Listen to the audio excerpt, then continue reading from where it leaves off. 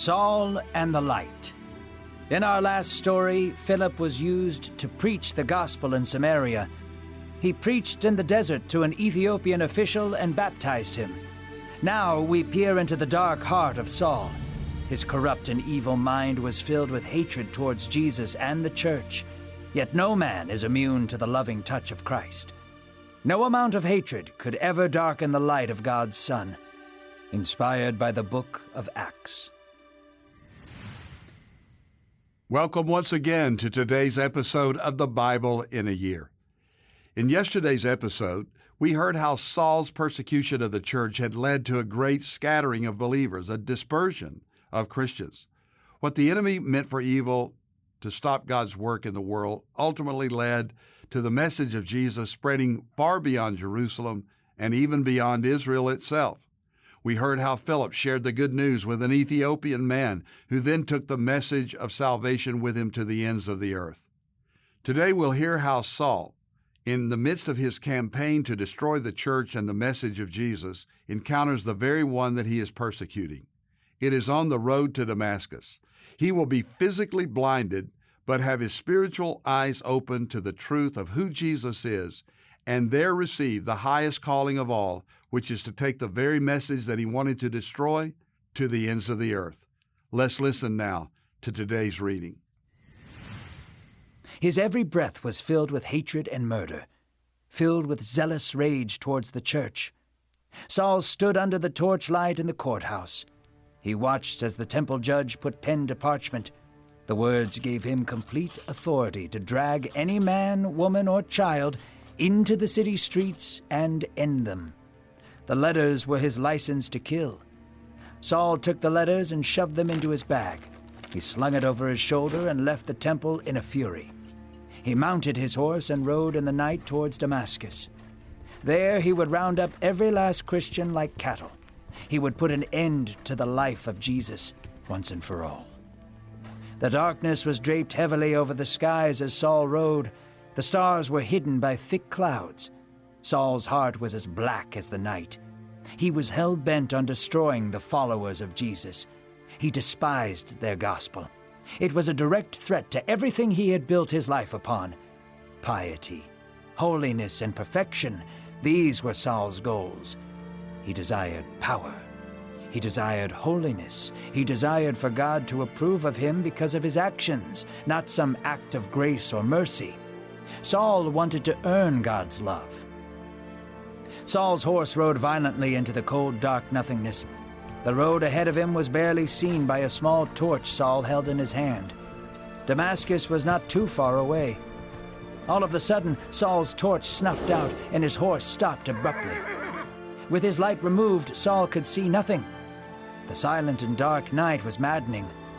Saul breathed heavily, trying to restore the flames on his torch to no avail. Then, like the night was being pierced by a blade, a bright light cut through the blackness. The jagged light surrounded him. Saul's eyes could barely stand the brilliance around him. As the light rushed forward, Saul was bucked off of his horse.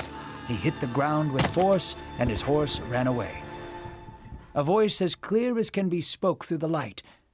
"Saul, Saul," the voice said, "why are you persecuting me?"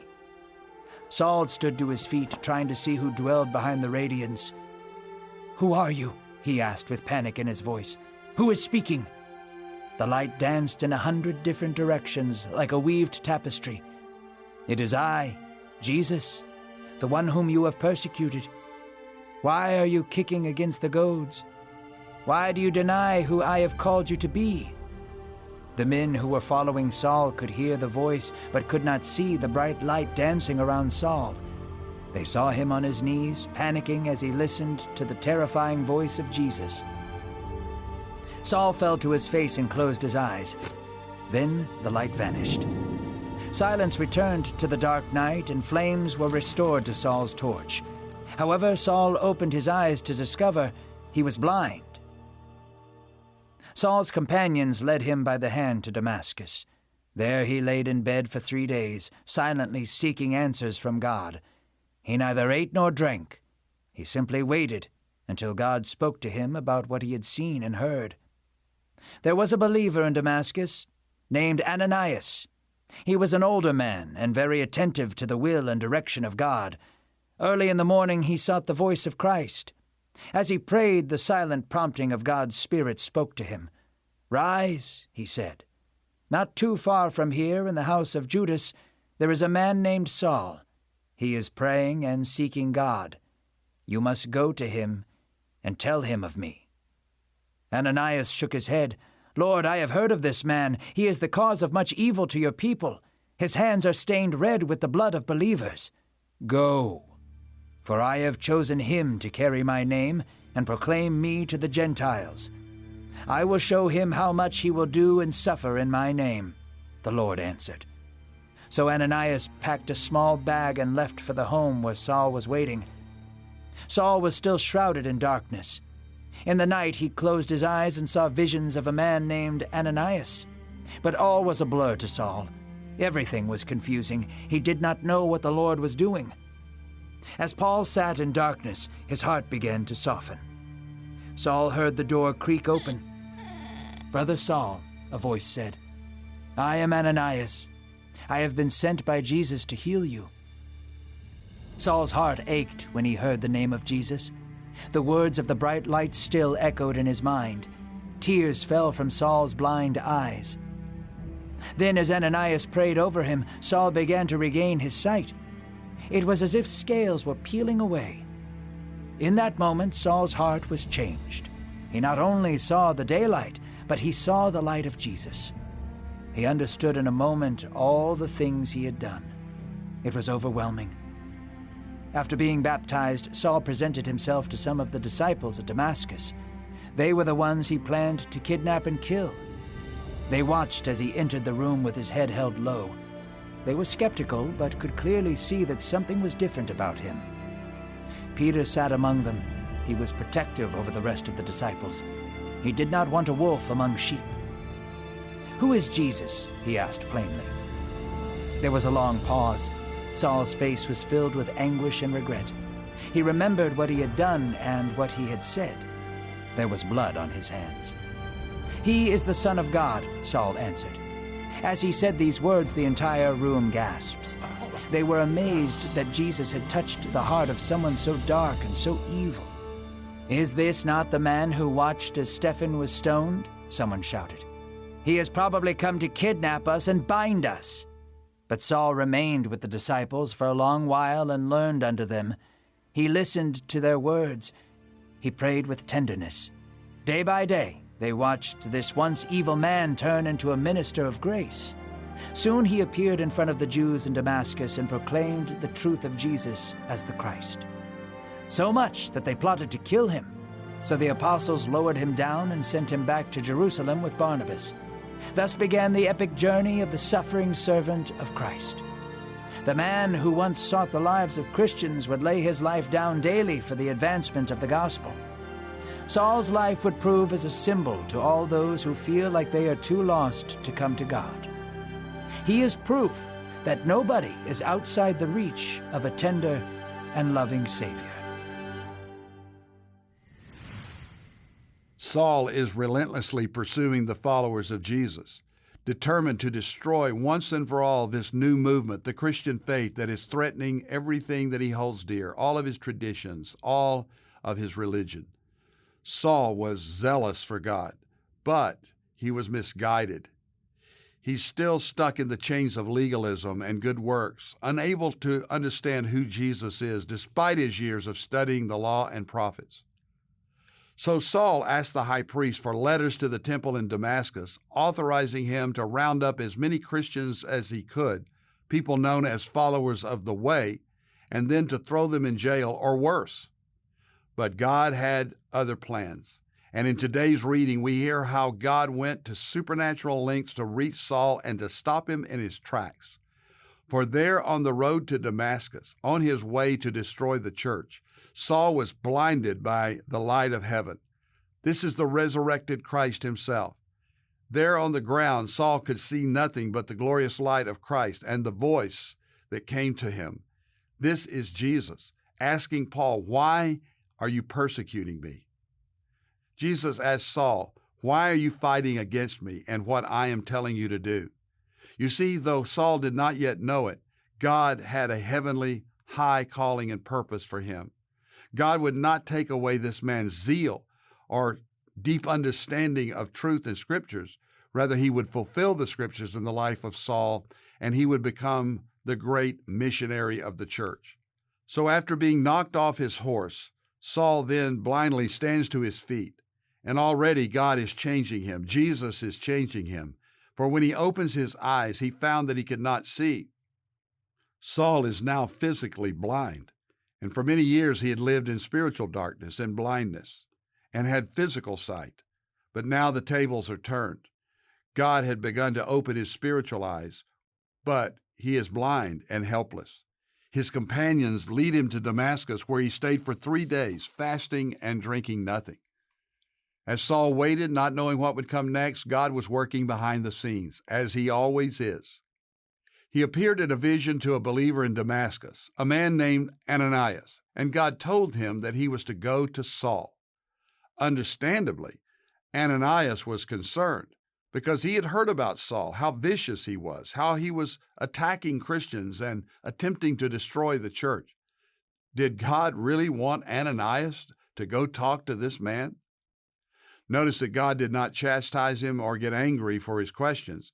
He simply affirmed the command and explained his purpose, saying in Acts 9, verses 15 and 16, "Go, for he," that is Saul, "is a chosen instrument of mine to carry my name before the Gentiles and the kings and the children of Israel. For I will show him how much he must suffer for the sake of my name." Ananias, what a great man, then obediently fulfilled his calling, and he went to Saul, and he laid hands on him, and immediately he embraces him and calls him brother. This man, who was an enemy of the church, is now being called brother, a part of the family of God. Don't miss the importance and the significance of this. Not every one of us would have been so quick to embrace Saul, but Ananias, knowing that God had a great purpose for this man and trusting in God's will, welcomed Saul and prayed for him to receive the Holy Spirit. In that instance, Saul's eyesight was restored. The scales of his eyes fell, and he now sees again.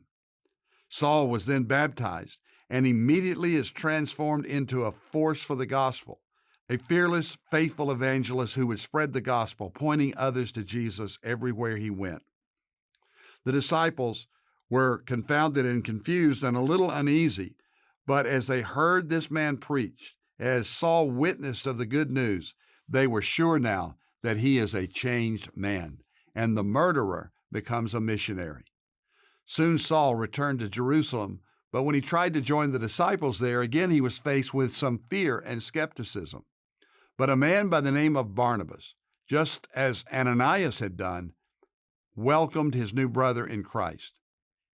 He stood up for Saul before the disciples, and then Saul was accepted, joining those in Jerusalem, boldly preaching Christ to all who would listen. It wouldn't be long that Saul would face the same oppression and opposition and persecution that he had brought to the church. Now he was the hated and hunted one, but nothing would stop this man. He was unstoppable. Saul is an incredible testimony to God's power to redeem and change even the most lost and hopeless person. Saul would carry God's grace to the ends of the world, fueled by the power and the passion of the Spirit within him, and both Jews and Gentiles everywhere would believe the saving message of Christ, because the man who hated Christians is now becoming the greatest Christian who ever lived. Let's pray together. Dear God, thank you for today's scripture, which reminds us of your great grace, your amazing grace that can take us when we're going the wrong direction and turn our lives around so that we can become your followers. We know this is all true because Jesus is alive, because you are risen, Lord, and we follow you and trust in you and obey you. And may we be bold in our witness, using our own testimonies to tell the world who Jesus is. For we pray in Christ's name, amen. Thank you for listening to today's Bible in a Year. I'm Pastor Jack Graham from Dallas, Texas. You can download the pray.com app and make Bible study and prayer the priority of your life. And if you appreciate this podcast, please share it with someone else. I also want to encourage you to go to jackgraham.org. That's jackgraham.org, for we have resources that are free and available for you so that you may know Christ and grow in Him. Let me also invite you to something very special with myself and my wife, Deb, as we are planning 2 trips in 2024. One is to Israel, departing April the 1st, to go to the land of the Bible and to walk where Jesus walked. It's a trip of a lifetime. And then an Alaskan cruise adventure in the summer of 2024, in which we will have wonderful times of friendship and fellowship. We'll have worship services and experiences around God's Word and seeing the wonders of God's creation. So 2 opportunities in 2024 to travel with us to Israel or to Alaska or both. You can go to prestonwood.org for information. God bless you.